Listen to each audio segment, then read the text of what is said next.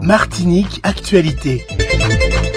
Martinique, soulagement pour les habitants du quartier Beuzaudet à Sainte-Marie avec la réouverture de la route départementale 15 qui avait été très impactée, rappelez-vous, par les pluies diluviennes de 2020. Notre correspondant Daniel Diaz a recueilli pour nous quelques réactions de riverains heureux de la fin de cet ouvrage. Camille, comment avez-vous vécu la situation avec cette route qui a été coupée pendant 2 ans? Pendant 2 ans, c'était pas facile parce que la route était coupée. On n'avait pas moyen de sortir, d'aller.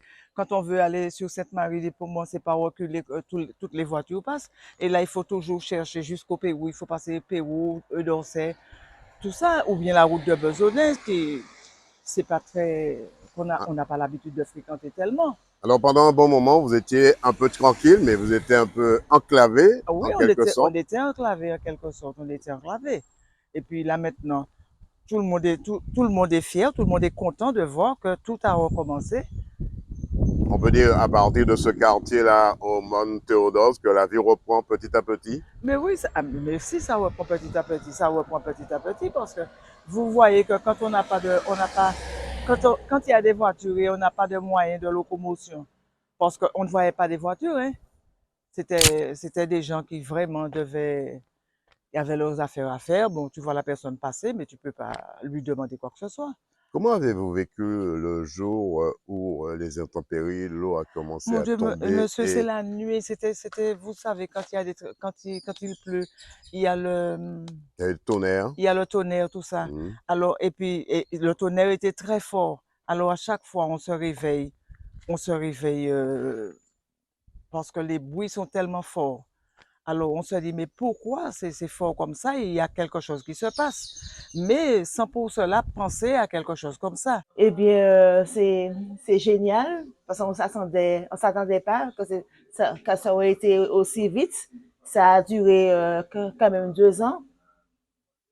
Alors pendant les 2 ans, comment vous avez survécu? Pendant les 2 ans, on était obligé de bifurquer par le Pérou pour pouvoir aller vers Sainte-Marie, ce qui faisait un grand trajet puisque le trajet de reculer a été coupé.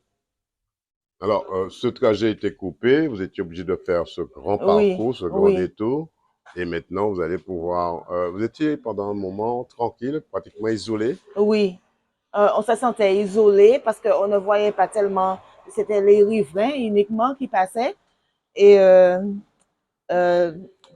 maintenant là, tout le monde va recommencer à passer et ce serait encore mieux puisqu'on verra plus de monde. Alors Marcelin, Gabriel, Pierre, Sylvain, comment vivez-vous la situation maintenant que la route est débloquée? Ben là, je suis très content, la route est débloquée. Ça fait du bien, ouais. Quand on était pour sortir, bon, faire de Sainte-Marie vers Pérou et d'Orsay, Founiol pour aller à Sainte-Marie. Mais maintenant, c'est plus facile pour aller à Sainte-Marie maintenant. Ah, c'est une très bonne information. C'est une joie en tout cas de retrouver la circulation sur cette portion de route parce que c'était trop pénalisant le fait de pouvoir, si les habitants devaient reculer à Pérou par exemple, et on devait redescendre sur Sainte-Marie par Pérou, c'était difficile.